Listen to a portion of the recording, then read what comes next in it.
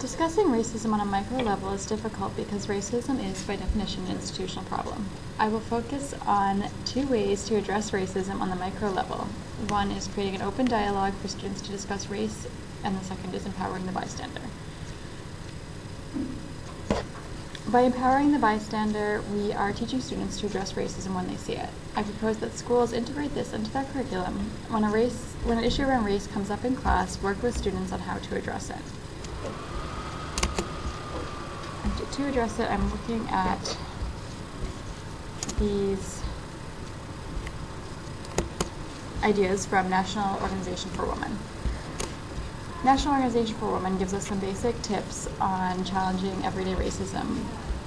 One is to speak for yourself, to have students learn how to say that something makes them uncomfortable, not necessarily speaking as a white person, as speaking for a person of color, but just saying why a certain thing makes them uncomfortable. And to challenge the behavior, not the person, is another important one.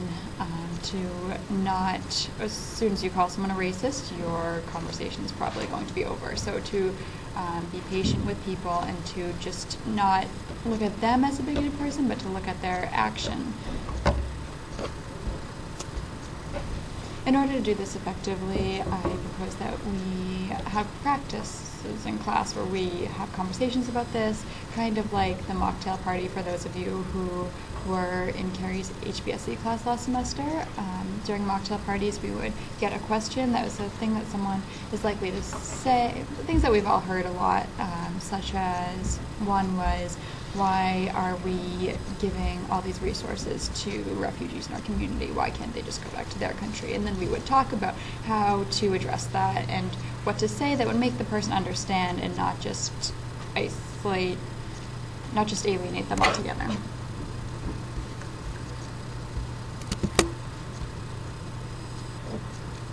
And aside from really blatant statements like the one I just mentioned, I'd also like to have schools really work on challenging everyday language that a lot of people use, like ghetto, to say, well, what do you mean by that? Why would you not want to go to that neighborhood because you call it ghetto? What kind of people are you talking about when you use that word? I also propose that we have dialogue groups. So in order to start this dialogue group, I would suggest that all students take the race survey, which is from the Unpacking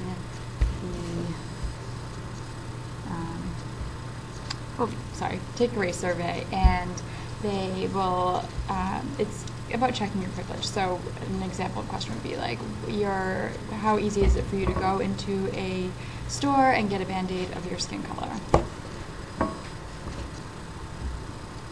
How easy is it for you to be around all people of your race? And then once students kind of realize what it means to have white privilege, then we can have an open forum where students will talk about white privilege, students of color will talk about their experiences, and it'll just be an open dialogue for students to be able to ask questions. No one will be judged, or people will be patient as they help each other understand these issues. And then we'd have each student make one anti-racist commitment. And these groups their goal would be to help students develop the language they need to talk about race. And ideally, since there's not a lot of race in all parts of Maine, we'd have these conferences where students could get together and have these dialogues in larger groups and to bring what they learned from their individual schools to talk to students from other schools. And now we are going to hear from Donna.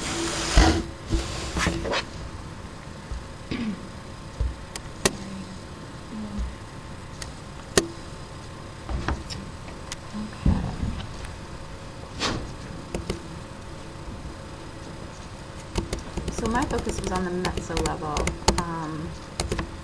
and I chose to talk about the zero tolerance policies and restorative practices. Many schools in the United States are beginning to realize the negative impact of an overly punitive discipline system, also known as zero tolerance. And research shows that zero tolerance policies resulting in suspensions and expulsions affect students of certain racial or ethnic groups in disproportionate numbers compared to their peers. The Office for Civil Rights reports, although African American students represent 15% of students, they make up 35% of students suspended once, 44% of those suspended more than once, and 36% of students expelled. Further, over 50% of students who were involved in school-related arrests or referred to law enforcement are Hispanic or African American.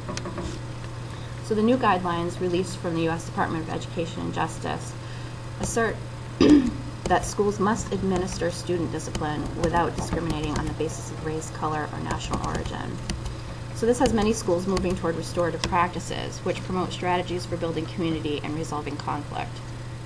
Restorative practices engage students and teachers in relationship and community building activities that proactively prevent misbehavior and violence and improve attitudes.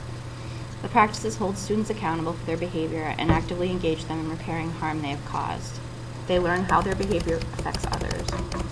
These practices could help transform student-teacher relationships. Teachers who use restorative practices were viewed by their diverse students as being more respectful toward them. These teachers used far fewer exclusionary disciplinary tactics and were more relationship-focused. In a forthcoming study in the Journal of Educational and Psychological Consultation, the findings show some initial promise of well-implemented restorative practices for narrowing the racial discipline gap. Higher restorative practices implementers issued fewer discipline referrals to Latino and African American students compared to lower restorative practices implementers. While there is mounting evidence that restorative practices are working in schools, implementation can be difficult. Teachers will have to attend trainings and learn an entirely new way of relating to students. It's work to learn and consistently implement a new way of relating, and it is more work on top of an already heavy workload. There needs to be funding and in-school training programs for faculty and staff. There also needs to be monitoring by a qualified facilitator to ensure implementation with fidelity. And now we're moving to John. Thank you, Dr. All right, so looking at racism in schools on the macro level, one of the largest issues that I saw that is unresolved has to do with the effects of charter schools and the perverse incentive that's created in some areas throughout the country of segregating schools that in public school systems they would not be segregated at all. It would be an integrated classroom. But because they're independent charter schools, they're able to select the students with a little more discrimination than a public school would be allowed to. The studies that have come up have found that schools that have a large schools that have large ethnic diversity have over 70% of African American students in charter schools in one, and then less than 34% in schools that are predominantly white. So, and these percentages don't necessarily match the communities that these schools are in, so it's not indicative of the actual population that they're serving. The advocacy that would have to come in on the macro level would be to loosen some of the restrictions around charter schools' attendance and performance standards as they adjust to integrating different people in and out of the school system. Currently, that it's rigid that if they don't have a certain standard within 5 years, the school will close, and that would be unfortunate for the students and for the program in general. But to loosen those standards as they have integration come in, they would be able to stay open and then come back up to the standards that need be. Also, there should be legislation, advocacy for legislation around the creation of studies and task groups to look at the populations that are being served in the location that the schools exist, to make sure that there is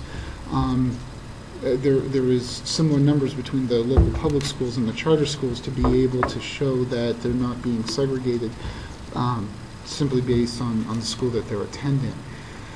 The larger systems that would have to engage to reduce discrimination would be to research the demographics of the area, hold community meetings and open forums to allow communities to weigh in on the issues that have been identified for racial inclusion in the local charter schools, and to have cross-organizational meetings with charter schools and public schools where the public and organizations can come to mutually beneficial agreements. The likely allies in supporting this work would have to be a combination of legislators, PTAs, school board members, local ethnic and racial advocacy organizations, teachers unions, even student government representatives, and of course social workers and advocates and the families of the students. To gain support, there would have to be an education campaign to find, with the findings of the studies on the demographics, to clarify with the needs of these charter schools to represent the area they work in. There would also have to be a letter writing campaign to organizations and representatives, letter to the editor campaign to raise the awareness, and of course a media campaign of press releases and internet and human interest stories that would include some of the legislators and whatnot that would work with it. And finally, to look at the resources, if we look at the people who have most to gain, particularly in areas that have seen segregation through charter schools, we talk to the people who feel as though that their education has been damaged the most by this, and have them be sort of the face of the dialogue between the group and the legislators. And finally, to have the parental and cultural organizations to have them help spread the word and the message through the letter writing campaigns and workshops and events and educational literature distribution, and of course advocacy to the legislator, to the legislative body, and have legislative support to enforce the bill so we can get it passed in the government. I want to thank you for your time on this, and I hope you have a good day. Thanks.